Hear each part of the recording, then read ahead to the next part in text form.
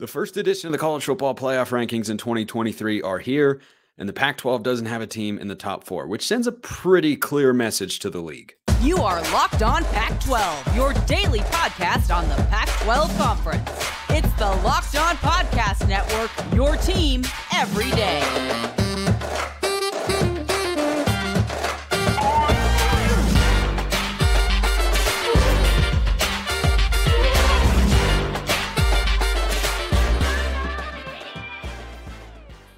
Welcome, everybody, to another episode of Locked On Pac-12. I'm your host, Spencer McLaughlin. Thank you so much for making this your first listen or your first view of the day. Part of the Locked On Podcast Network, your team every day, and your number one source to stay up to date with our media rights and soon to be mostly team-free. But until then, beloved and loaded Conference of Champions, like, comment, subscribe, rate, review, please, and thank you wherever you listen to or watch this show, which today is brought to you by FanDuel. Make every moment more right now. New customers get $150 in bonus bets with any winning $5 moneyline bet. That's $150 if your team wins. Visit FanDuel.com, FanDuel.com/lockedon to get started. College football playoff rankings, send a message, range of outcomes for week 10, and realignments weird coming up on today's show. But the rankings are out, and half of the Pac-12 is ranked, which is sending a clear message once again that this is the deepest conference in America. There is another message that is being sent here. The Pac-12 is not going to get two teams into the college football playoff. This has been something I've been asked about both on this show and over on Locked On Ducks. It's not going to happen. That much is inexplicably clear at this point in time. I didn't think it was possible before, but they still love the Big Ten. Who has Michigan beaten? Absolutely, positively nobody. Absolutely, positively nobody. But they've beaten them really badly, and they've been in the playoff the last couple of years, and they have Jim Harbaugh, so they're in. And Washington at the moment is on the outside looking in. Now, a rule of thumb in the college football playoff 4-team era that has always followed suit. Teams that hold their own and do what they should week in and week out almost always receive the help they need. Of the 4 teams that are ahead of the top 2 teams in the Pac-12, and Washington's number 5 and Oregon is number 6, and I understand why the committee put them there, which I'll explain in just a moment. Do you think that all of those teams are going to go undefeated? I know for a fact that one of them has to lose a game because Michigan and Ohio State are going to play each other.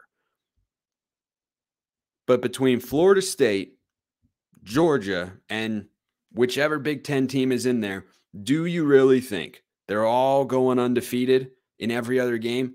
Maybe. But even if that happens, because Michigan and Ohio State have to play each other, remember what happened last season. USC was 11-1 in the Pac-12 championship game. And if they had beaten Utah, they would have been in to the college football playoff. They were the number 4 team. And I think that'll be the same case for the Pac-12 this season. You know who was right behind them? The loser of Ohio State, Michigan. The Buckeyes end up getting in at 11-1. USC suffers its second loss. But had the Trojans won and been a one-loss Pac-12 champion, they would have been in. So I don't know. I haven't gauged in a big way. Let me know in the comments or shoot me a note on Twitter whether or not people are upset or frustrated with the reaction. I never thought that the Pac-12 was going to be able to get 2 teams in the playoff. This solidifies that Washington isn't there. Not so much that Oregon isn't in because they have the loss to Washington, of course, but that Washington isn't viewed right now as one of the 4 best teams in college football. They're the 5th, but that they're not one of the top 4 tells me pretty clearly, yeah, okay, the Pac-12 is a one-bid league, and I think that's the way it should be. I think that's the way that it should be because that's what makes the sport so special on a week-to-week basis. So the Huskies are there at number 5. If they were to go undefeated, of course they would be in. If Oregon wins out, they're in. Washington can lose a game. Washington can lose to USC this weekend, still make the college football playoff. Because if they were to face Oregon again in the Pac-12 championship game and beat the Ducks twice, and by that time they would have beaten Utah and Oregon State and Washington State in the rest of their 3 games in November, it's a tough schedule, no doubt. I think more likely than not, Washington drops one of them. But is that the only thing I can see happening? No, I don't. I see a world in which Washington goes to the Pac-12 championship game undefeated on the season. But the reason the Huskies are on the outside looking in, according to the college football playoff chair, is how they've played in the last 2 weeks. They've struggled against Stanford and Arizona State, who have a combined 4 wins on the season and are not going to combine in all likelihood for more than, maybe 6 or 7. So that's what's holding them back at the moment. The good news for Washington fans, doesn't matter.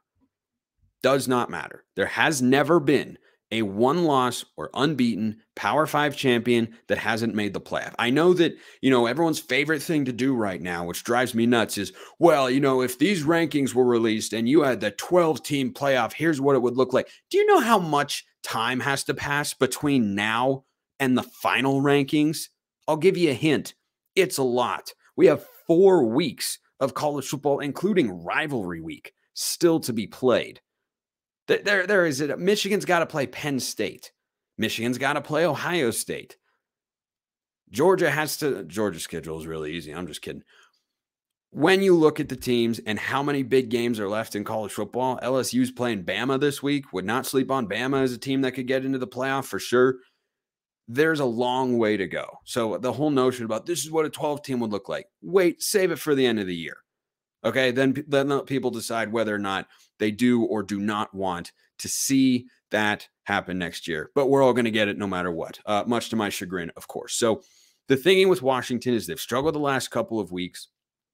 You heard Roman Tomashoff, if you listened to yesterday's show of Locked On Huskies, say that it is very health related. They've had, a flu bug or something going around, and that Penix hasn't been fully healthy, and a couple other guys have been that way as well. We'll see. They better be healthy this week because I think USC is playing still a semi-motivated brand of football. I don't think they've thrown in the towel last week against Cal. Certainly showed that. Now, is Washington a better team than USC? I think so.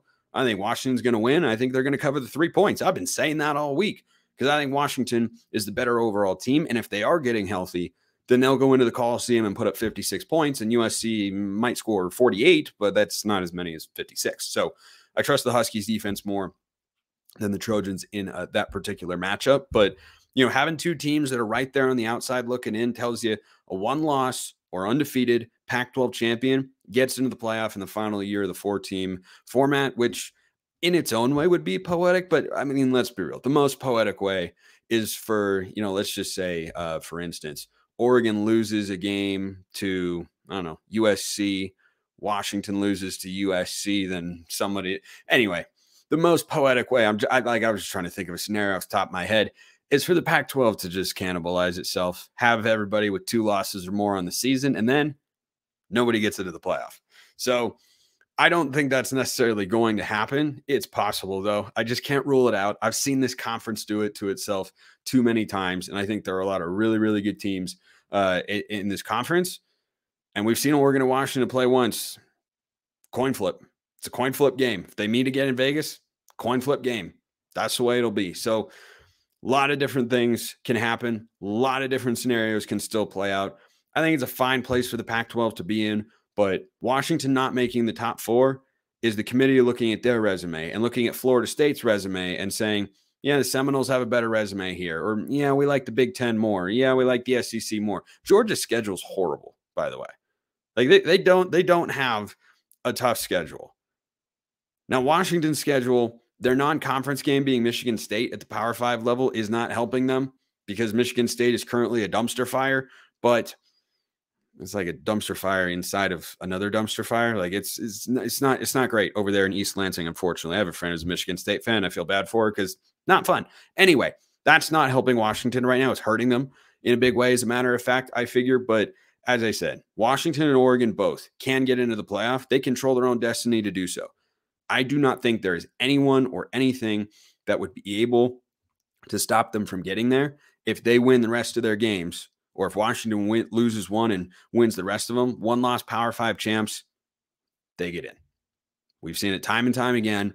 I think it's going to be the case again this year, but we can put to rest with Washington having been left out of the top 4 and being viewed as, the worst undefeated team in college football at the Power 5 level in the eyes of the College Football Playoff Committee. We can rule out 2 teams from the Pac-12 getting in. I don't think that's going to happen, and too many things would need to fall the conference's way for it. So what needs to happen for your team to win this week? Gosh, I'm loving this range of outcomes segment that has become a regular thing here on the show. I'm also loving perusing the lines over at FanDuel because I tell you what, there's some juice. There's some juice on the board this week. You can score early this NFL season with FanDuel, America's #1 sportsbook. And of course, they've got college football as well. Right now, new customers get $150 in bonus bets with any winning $5 money line bet. So you could go in there and bet Oregon on the money line, $5. They're minus 24. You just need them to win the game, period, point blank, end of discussion. And you get 150 in bonus bets. That's $150 if your team wins, or if you think your team's going to win. Do whatever you want. If you've been thinking about joining FanDuel, there's no better time to get in on the action. The app is super easy to use. Great interface and a wide range of betting options, including spreads, player props, over-unders, and more. Visit FanDuel.com/lockedon. Kick off the NFL season and keep things rolling with college football. FanDuel is an official partner of the NFL. Alrighty then. A range of outcomes, plural, but I got stuck in my head there because it's about one particular game, but there is a wide range of outcomes for a particular game. And over the last several weeks, we have had a recurring segment here on the show, and it'll continue throughout football season. It was suggested by a viewer out there of what can happen. What can happen? What's the best outcome for one team? What's the best outcome for another team in a particular matchup? And we're going through all 6 in the Pac-12 this week because it's another full slate. Buys are done for, except for USC in, I think, the last week of the regular season. And at some point, Stanford will play Notre Dame. So let's start with the game of the week. Washington at USC. Washington's best outcome here is to win this game by double digits. By the way, so is USC's. I know, crazy, right? I will explain. Washington's best outcome here is Michael Penix is fully healthy, plays the way he did in the second half. Look, Jalen McMillan is clearly having an impact. I still trust their offense. Giles Jackson's a great third receiver. I think Jalen Polk is a real good number 2. Ryan Grubb, an offensive coordinator, has had his ups and downs, really just a down in the Arizona State game. Washington had 2 turnovers inside the 15-yard line, still put up 42 points on the road against the Cardinal. They can still score. Not worried about the offense. They had an emotional letdown against ASU. I think they're fine. So Penix gets things rolling, and their defense just makes a stop or two. Maybe it's a turnover, but really just makes a stop or two and takes away the ground game. When USC gets away from the run, that's when their offense struggles. Washington has struggled at times defending the run this season. Oregon ran the ball for, I think it was 240 yards or so. USC, when they're actually committed to the run, they run the football exceptionally well. The problem is they're not always committed to it. So if you take away that run early and the offense keeps rolling, Washington go in there, and with a game that has an over-under of 75.5, I think Washington can win the football game 48-35. That's the best outcome for the Dogs. I think it's going to look something like that. USC's best outcome also does involve winning by 10 or more points. Why? Because Washington's defense this year has been better than USC's, which is kind of like saying you run faster or jump higher than me. I don't run fast or jump high. My main sport is golf. No running, no jumping, just standing and swinging of the club, okay? It has never been a strength of mine. So USC's best outcome here is they are able to run the football. Caleb Williams gets things going, and their defense forces a couple turnovers. Michael Penix has thrown an interception in, I think, 2 of the last 4 games, 3 of the last 4. I forgot to double check that, but it's not as if he's been completely immune to them this season. And USC's defense has made a couple of key stops in the last couple of weeks, most notably against Cal in the 2-point conversion play. They got away with a hold, but guess what? That's football. It happens. But USC's defense, when they force turnovers, is when USC is able to win games. So if they run the football and they force turnovers and thwart a drive or 2 of Washington's that goes down inside the 20 the way that Stanford did, guess what? USC could win the game by a very similar score. I don't know if they can get all the way up to 48 because their offense hasn't been quite as in sync the last few weeks as I think Washington's has at times this year, save for the Arizona State game. But USC's offense certainly took a step back in the right direction last week against Cal, which was on the road. They come back home. I think they can win this game 42-31. Best outcome there for the Trojans. Anybody can win there. Oregon State at Colorado. Fascinating matchup here. Beavs, off of a loss that takes them out of the college football playoff discussion, likely removes them from making the Pac-12 championship game unless they sweep Oregon and Washington to end the year, which is asking a lot. You got the Huskies at home, but Ducks on the road. That looks like a pretty tough game. Oregon State is favored by almost 2 touchdowns here. Their best outcome is they do what a lot of teams have done to Colorado this year, and that is they run the football, and then when they're done running, they run it a little bit more, and then after they've run it a little bit more, they finally decide to run the ball again, and they go for over 300 yards on the ground. That is 100% possible. This is one of the best offensive lines in the Pac-12, has been all season. If DJ is minimally involved and Oregon State scores a lot of points, this Oregon State defense, they played better on the road last week against Arizona. That's encouraging. Now, they have to be able to get pressure on Shedeur Sanders, but if they do that and they run the football the way they're capable of, Oregon State runs away with this game 38-17. Now, Colorado can pull the upset here. Colorado can pull the upset here because their kryptonite has been defenses that have great defensive fronts. I think Oregon State's defensive front at times, in moments, is good. It is not on the level of an Oregon or a UCLA. So if Colorado is able to protect Shedeur just a little bit, and if their defense plays the way it did last week against UCLA, which I thought it held up really, really well, and there are some similarities between the offenses there, solid but not great quarterback play, rooted in a running game, Colorado can pull the upset here. I'm not predicting that. I like Oregon State in this spot. Predictions will come on Friday's show. But Colorado's best outcome is indeed winning the football game 30-27. So, UCLA at Arizona. Here's a sneaky good game. A sneaky good game in the Pac-12. Number 19 UCLA in the college football playoff rankings against unranked Arizona. Second straight week, a top 20 opponent comes to Arizona Stadium. Boy, isn't that a fun time to be a Wildcat fan? They are on the up and up. They've already surpassed their preseason win total. Some of us told you to hammer that before the year started. I don't know who. Might have been me. Maybe not. Arizona's 5-3, and they've got 3 one-possession losses. 3 of them. If one of them goes in their favor, they're a ranked team right now, and they're 6-2. They might be close to UCLA's ranking, and this could be a top 20 showdown. Bruins favored by 2.5 points, according to our friends over at FanDuel. So, UCLA's best outcome here is they establish the run and protect the football. I have no questions about UCLA's defense. None. Absolutely none. It's really, really good.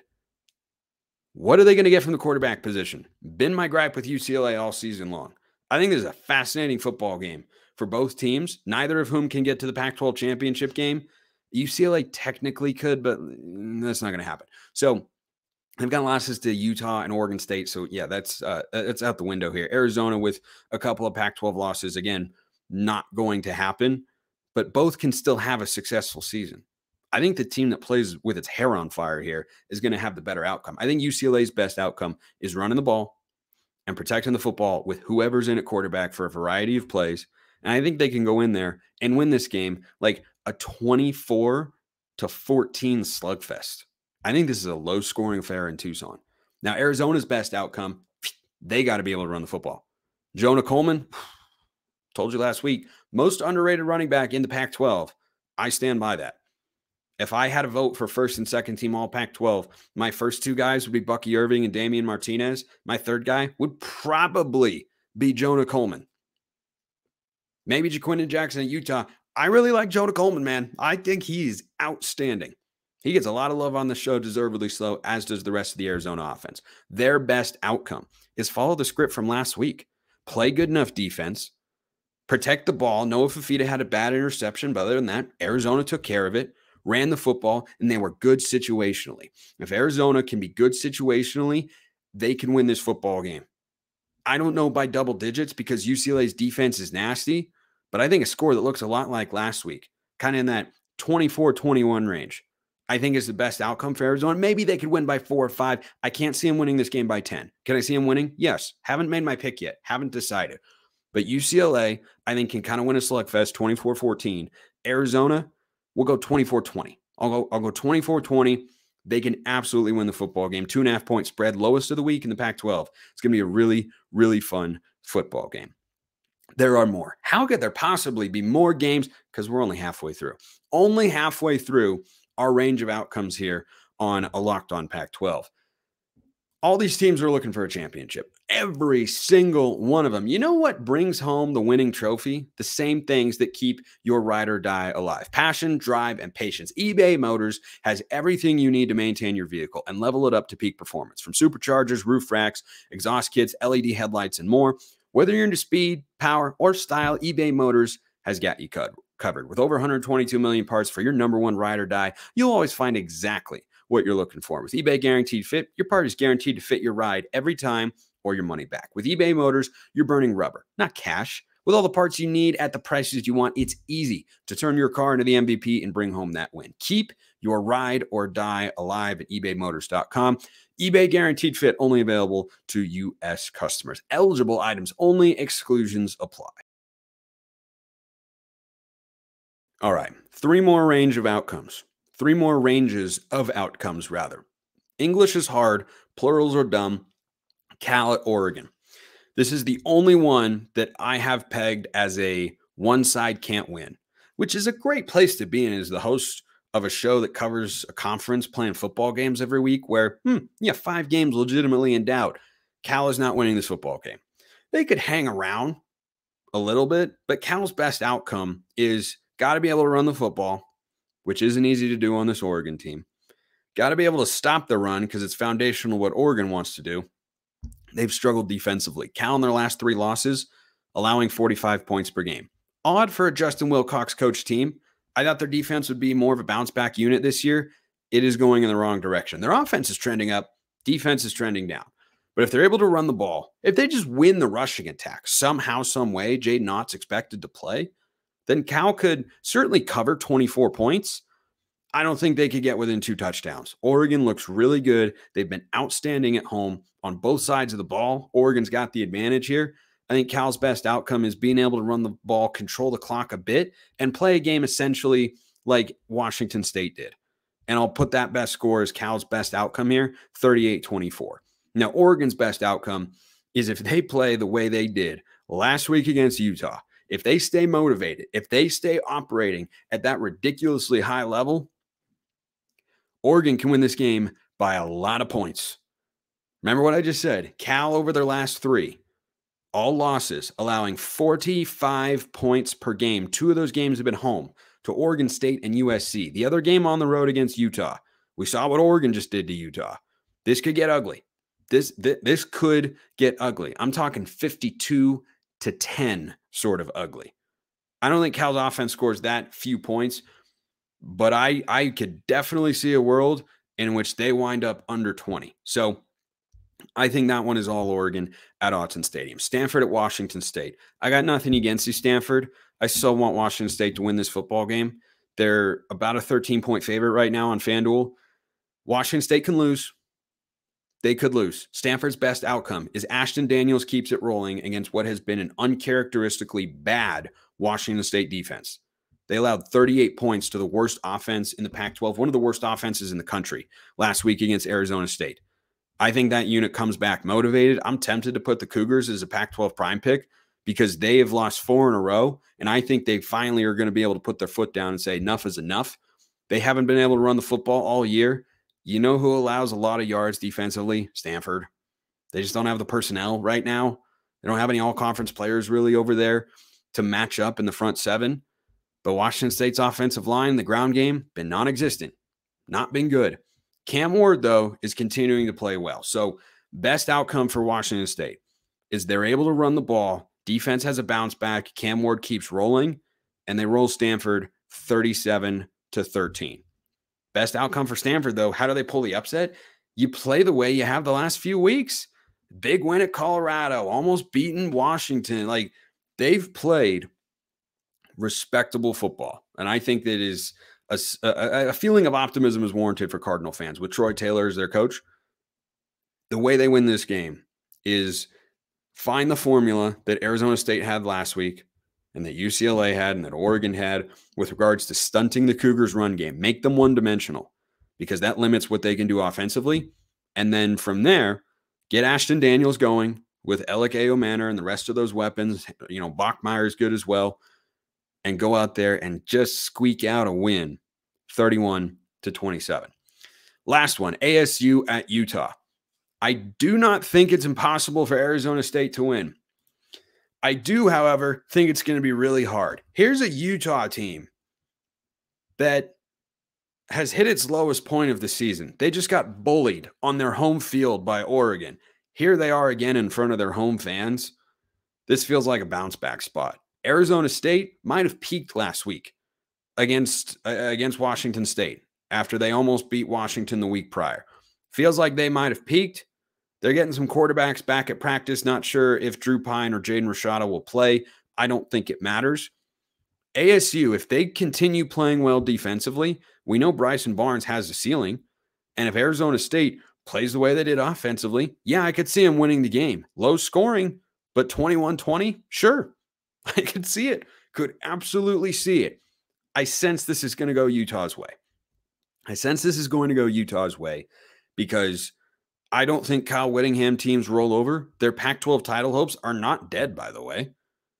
They have 2 losses in conference play. Yeah, that's difficult. But Oregon State is one of those losses. And guess what? The Beavs still have to play Washington and Oregon. If they lose one of those games, that's 3 conference losses. And if Utah wins out, they'd have a head-to-head with Washington, and they'd be 7-2 in league play. And then all you would need is for Washington to lose one other game. They're only a 3-point favorite on the road this week against USC. So Kyle Whittingham has to remind his team that, hey, playoff is out of reach. Pac-12 title is not, because it isn't. It isn't. Is that a hop, skip, and a jump? Yeah, sure. Is it an unreachable hop, skip, and a jump? No, it isn't. So if Utah just gets back to being Utah, yeah, they can run away with this one 30-10. That ASU offense can look more like the offense it has been all season, and the Utes can do enough. Sione Vaki gets back involved. So that's this week's edition of our ranges of outcomes for every single game in the Pac-12. I love that segment. Love that segment. Drop your thoughts in the YouTube comments below, or shoot me a note on Twitter at Smalls_55 or at LO_Pac-12. I wanted to close with this. Everydayers out there are aware I am no fan of realignment. I talk about it plenty when it's relevant, because I feel as the host of this show, to bring you coverage of this conference and your teams and the league writ large, it's my responsibility to talk about whatever the biggest story is. And when realignment's the biggest story, it comes up on this show. I don't care for it.